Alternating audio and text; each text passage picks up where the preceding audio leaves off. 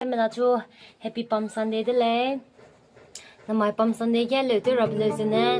Jerusalem kia quang bình yêu đi ra zo good lệ. Hosanna Hosanna tiếng quang xin nè quang kia bị sẽ Hosanna bù thế nè. Jerusalem kia quang bình yêu đi ra zo good lệ.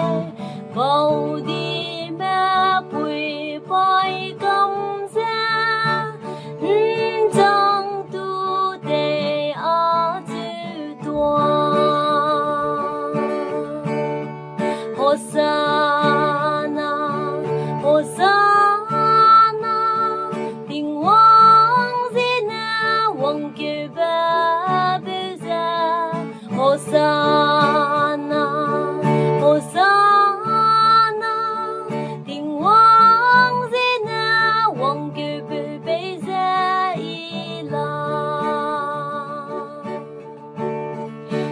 David na Hosanna tiếng hoàng dĩ na hoàng kiều ba bê gia David na Hosanna tiếng hoàng dĩ na hoàng kiều ba bê gia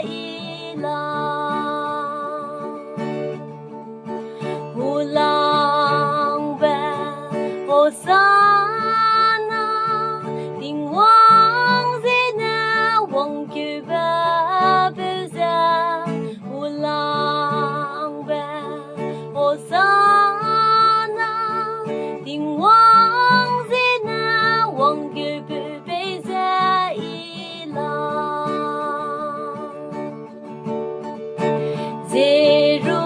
Jerusalem kia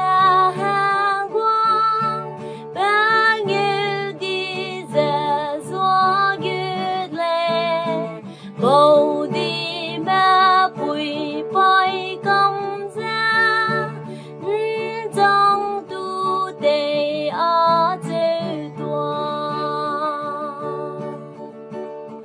Hosanna Hosanna tiếng